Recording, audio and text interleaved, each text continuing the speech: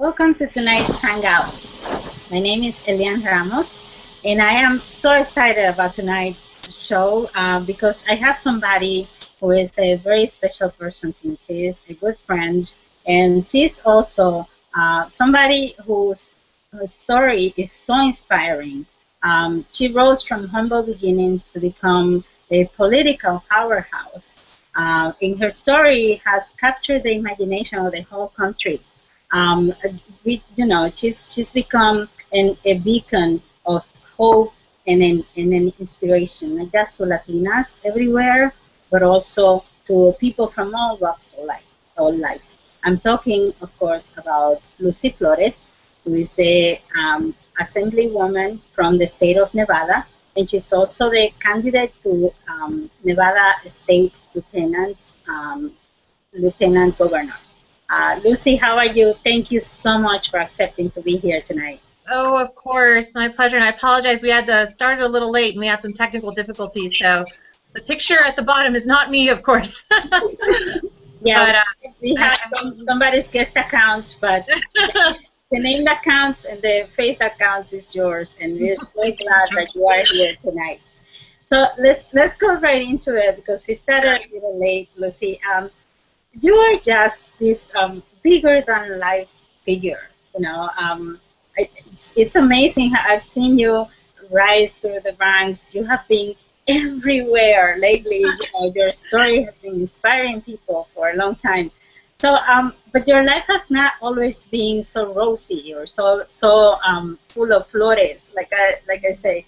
How did you tell us a little bit about your journey? Did little Lucy Flores ever imagine that she would get this far, that she would be such an inspiration to people? No, never.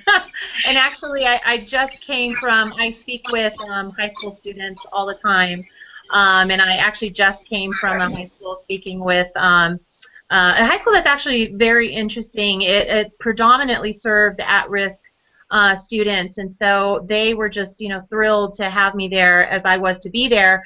But that's one of the things that I highlight all the time is that the things that I get to do, the opportunities that I have, the work that I get to do on behalf of others, I never in a million years thought that I would get to do. And that, quite frankly, the reason why I talk about my background the way that I do and talk with young people as often as I can is because they also need to understand and know that there are things out there that they're probably thinking would never ever be possible for them, and yet it is, and I'm a demonstration of that. And certainly, coming from my background, obviously growing up very poor and not having a whole lot of anything, and then of course, making do, but having challenges as growing up in my district, with my family and my mother leaving when I was 9, and getting involved with the wrong crowd and teachers and folks who there was just no intervention for me when I started doing poorly, and really just not having those opportunities there for me, and eventually ending up on juvenile parole and a high school dropout at 17 years old. Of course, there was no indication that I would be doing the things that I'm doing, but the reason why I'm here is because I did have those people come into my life and invest time and invest energy in me and help me, guide me, and enable me to do better and to believe that I could do better. So part of my mission, of course, is trying to convey to others, especially young people, that the sky's the limit and that they can absolutely do better and they can do things that they've never even imagined that they could. Now, listening to you, I get goosebumps, because there's so many of our kids who may be in the same situation that you have seen yourself in. So to what do you attribute that grit and that desire to move forward and to do better? What really inspired you to go from that point in life to where you are now? Well, for me, I got into public service and I started being involved in my community and doing things because I really felt a deep sense of obligation to do for others what was done for me. And, I've always said, in my campaign and as an elected official, that the reason why I do what I do is because so much of my outcome, what I've been able to accomplish, has been because I got lucky. Because I had this incredible parole officer who treated me like a kid with problems instead of just a bad kid, and who gave me a second chance, quite frankly, at life. And but I could have very well ended up with someone who has a lock them up and throw away the key mentality, and I very well could have ended up somewhere else.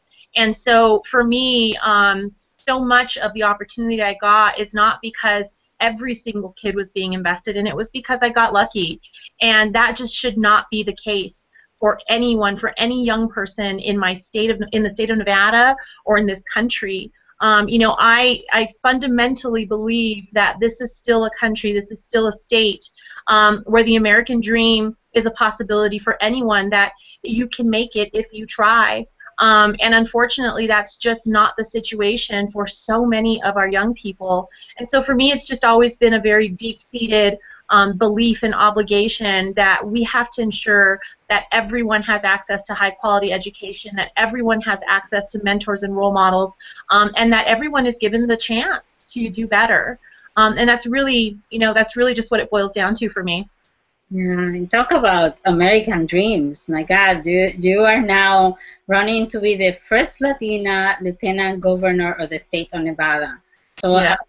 how have these life experiences that you've been through kind of inspired you to and help shape all of these policies that you now espouse, that you now support? Well, look, diversity is important to the policymaking process and to government, not just because it's important to have representation of color and representation of ethnicity. It's so that you have representation of perspective as well. And when you are able to bring those different life experiences and those different perspectives, and you come together with people from all varying backgrounds and walks of life, then you're able to develop policy that works best for the most people. You just get better policy, and that's why it's so critically important to have Latinas represented in government. The fact that Latinas in state legislatures across this country are less than 1%. We have close to 8,000 legislators in the entire country, and yet we only have about 90 of those that are Hispanic females. And so you are missing a very important perspective in that policymaking process. So, for me, it's always just been very critical to ensure that we have representation of people from all walks of life and from all different perspectives, and that's certainly what I bring to my office of the Assembly, and certainly as a candidate for Lieutenant Governor is really the perspective that, I represent the everyday Nevadan. And I know exactly what it's like to struggle. I know exactly what it's like to not have the resources that you need for yourself and for your children as they're going through the school districts here. And it's important to keep that as a priority as we're fighting for resources and fighting for good policies and just making sure that the everyday person is represented. Yeah, and you touched on something so important because as a Latina, as a woman, as a so many layers of let's say not privilege. You have really tapped into a good niche in what you are doing. What has been your experience as a double minority, let's say, and I hate to use the word minority, but you know what I mean. Is you are a Latina. Our culture is characterized by being very repressive and being very machista, and so you have been able to overcome all of that. Do you think that our culture, that our country, is now ready for strong women leaders like you? Oh, absolutely. And look, it's not easy. I actually had an appearance with my opponent. He hasn't accepted very many. This was actually the very first one in the entire campaign cycle that he agreed to be with me on a TV show that's distributed statewide. But in that, one of the things that was brought up was a small survey of lobbyists, of political insiders that is done after every legislative session, and only a handful of people ever respond to it. And they voted me the worst legislator during my last legislative session. My efficacy rate is one of the highest. I am one of the most effective legislators in Carson City. More than 75% of the legislation that I have introduced or co-sponsored has been signed into law by a Republican governor. So I'm very good at my job. And, you know, they asked me, you know, what do you say, how do you respond to being rated the worst legislator? And I say, well, that doesn't surprise me. It doesn't surprise me that a handful of political insiders of the status quo would be unhappy with the things that I do, because I go up there every single day and I fight for the little guy. I fight for my community. I fight for folks who can't afford a $100,000 a year lobbyist. So I'm actually pretty proud of that, you know, and I'm proud of the fact that I'm good at my job. But I do believe that a lot of that has to do with being different. With being someone who is not willing to accept the status quo, someone who is not afraid to, you know, upset the apple cart if it means that that's what you have to do to get things done. And so to a certain extent, you know, I think that as women, we've had to fight against these stereotypes that, you know, we should be seen and not heard, and, you know, that you shouldn't espouse your opinions too loudly lest you upset someone, you know, and just all of these stereotypes that we are forced to live with for so long. And especially as Latinas, where we know that in the home we are that figurehead. We are the one who, you know, we take care of business, but at the same time, you know, have not been encouraged to really get out there and be active and to voice our opinions.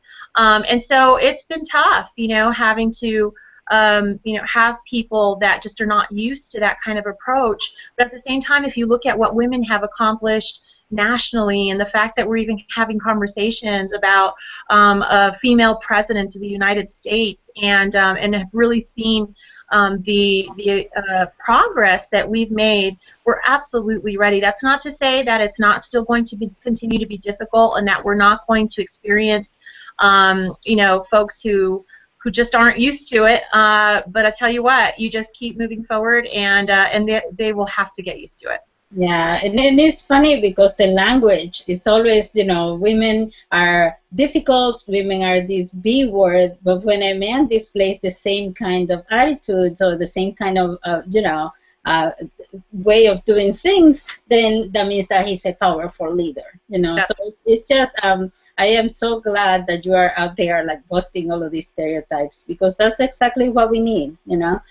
Absolutely. So I know that you know, you go way beyond simply Latino issues, but in your opinion, what is the most important Latino issue, the one that should take precedence right now, and by extension, you know, what is the most important issue for Nevadans, since you are running in the state of Nevada? Well, hands down, it's education. It is the great equalizer. It is the key to social mobility. It is the way that you empower communities and you empower generations. And I do believe that the state of Nevada, and quite frankly this country, is in the midst of an educational crisis. We have not been investing where we know we get the biggest returns, and that is absolutely true for my state here in Nevada. We cut education over the last several years by $1 billion, and we have only restored about a quarter of that.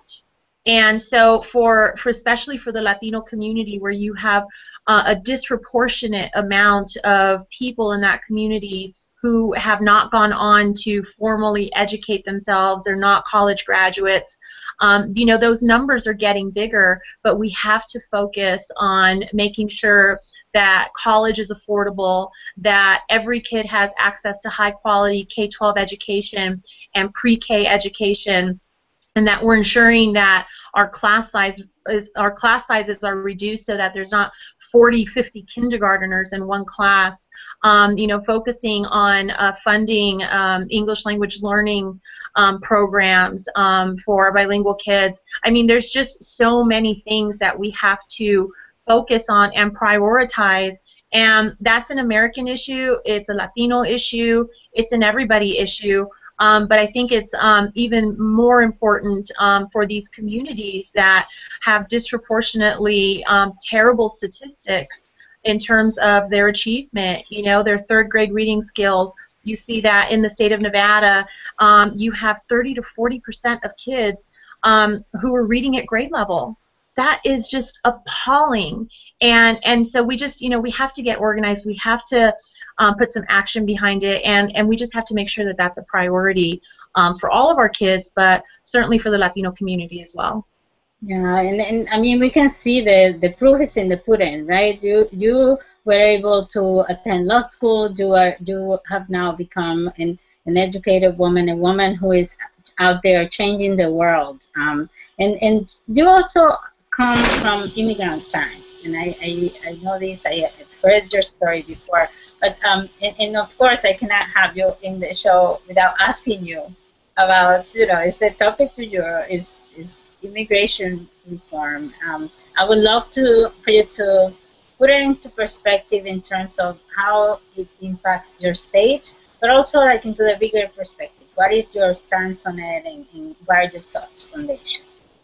Well, first and foremost, comprehensive immigration reform absolutely has to be done. And it's incredibly unfortunate that Republican obstructionism in the House has prevented the bipartisan immigration reform bill that came through the Senate to actually go anywhere in the House. So we have to maintain the pressure on our Republican representatives to allow that to go to the House floor for a vote, first and foremost, of course. You know, second, as a state legislator, you know, that has left state policy leaders in a position to have to now deal with the consequences of our broken immigration system, and try to you know, deal with the issues as best we can.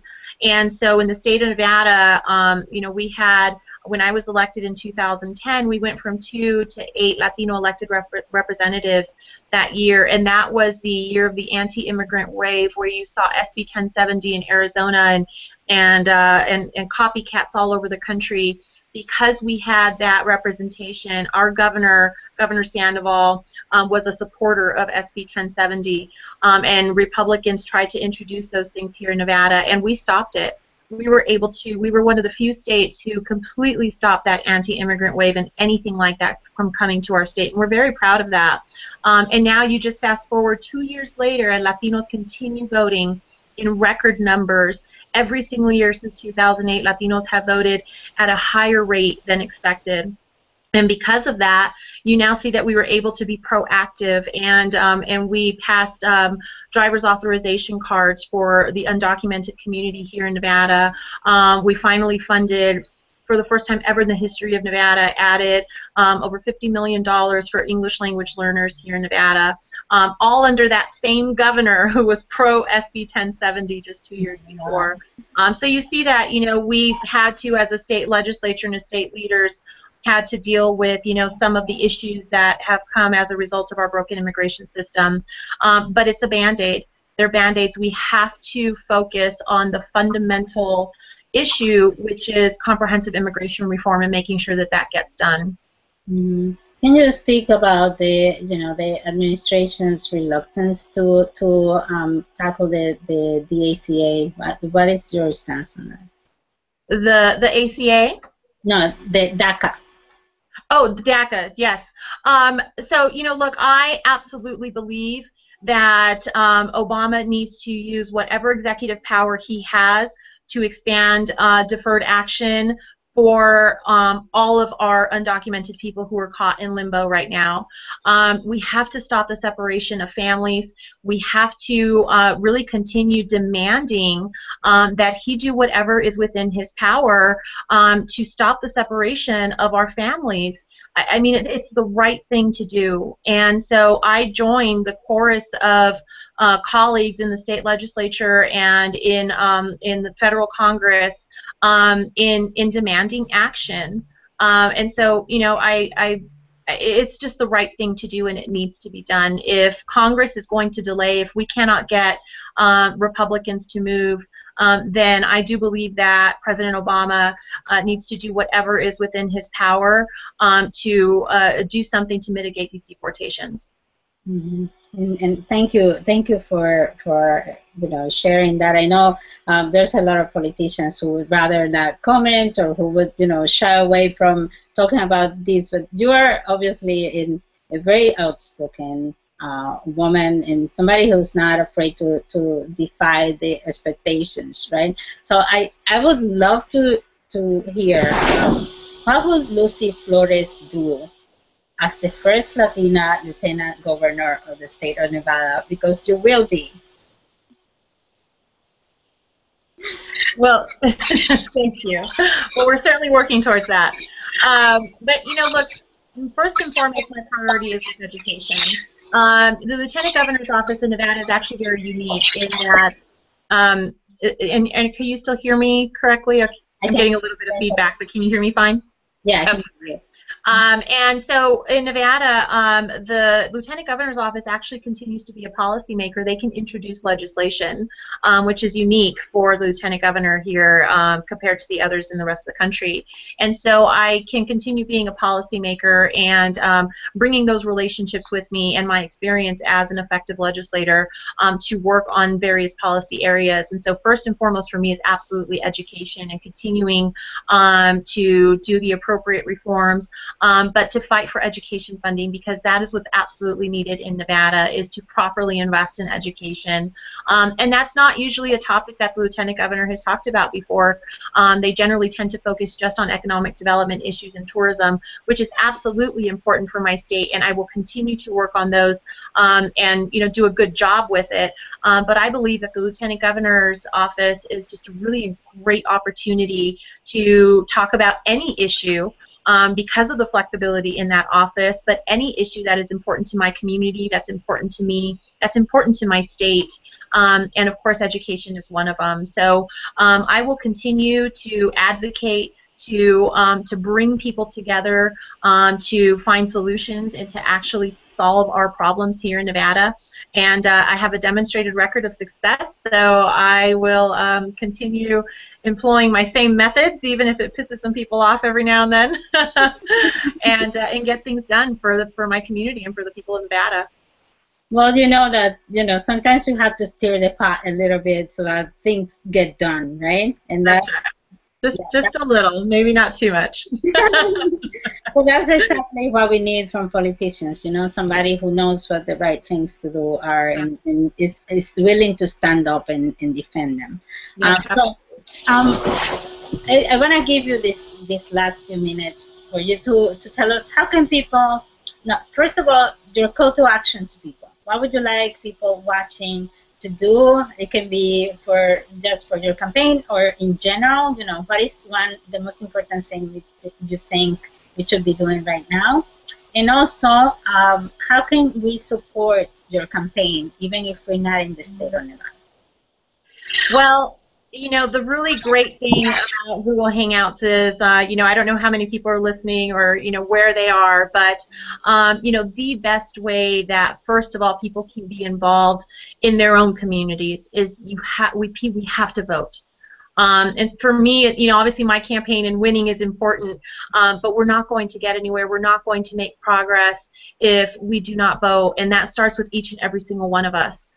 We have a saying here in Nevada, the topic for our GOTV, for getting out the vote. Our early vote starts on October 18th, is every single person I tell them, and we say, don't vote alone. So when you go to the polls, make sure you have someone with you, and better yet, have 5 people with you, you know, but it really is dependent on each and every single one of us. And quite frankly, if the status quo doesn't change, if we don't have people in office who reflect the diversity of our communities, it's our fault. It really is. It is our fault, and we have to take personal responsibility for not getting engaged and not taking every single opportunity that we have to encourage someone and to get them to the polls. And then second for my campaign is, you know, I'm up against a lot of money. The Koch brothers, unfortunately, have targeted Nevada. They have been here since late last year.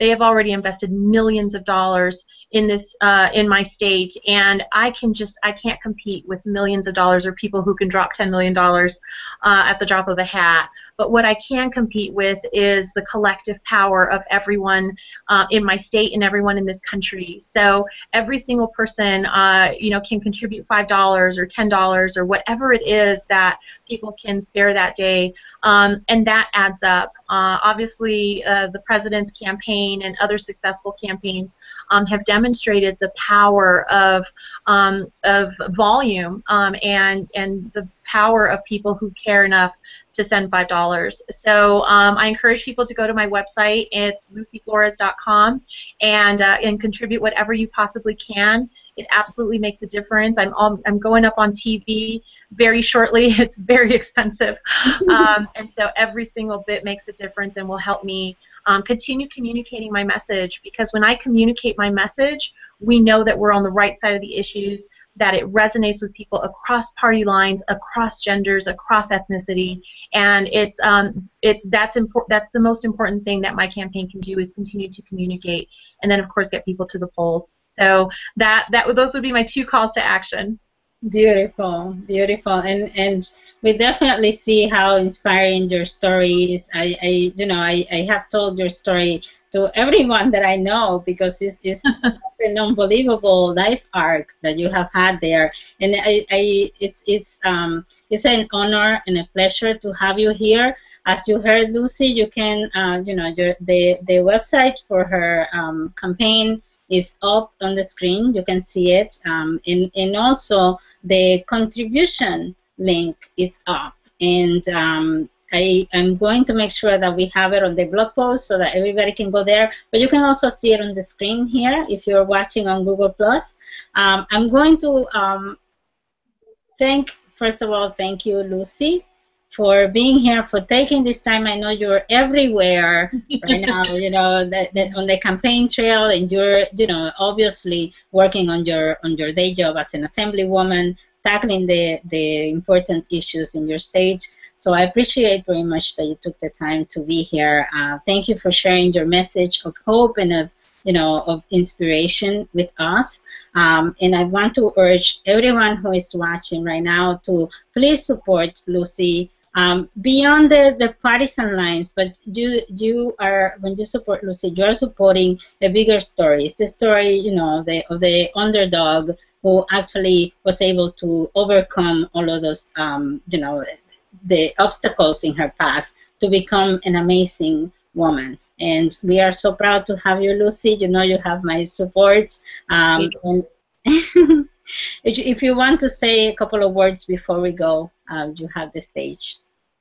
Well, you know, I just want to thank you, Elian, for the opportunity.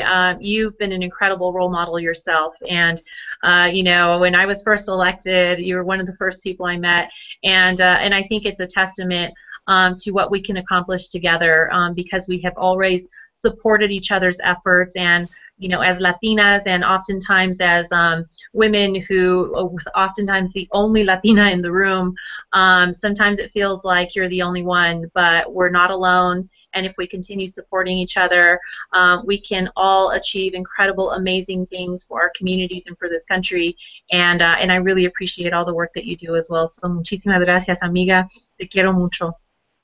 And you know, I love you too. And anything that you need, let me know, okay? To all of you watching, you're gonna be able to watch this on my Google channel, and my YouTube channel, which is youtube.com/user/Elian Ramos. Lucy, I thank you again. I thank everyone who is watching, and I will see you next week. Thank you so much for watching. Thank you. Bye, Lucy.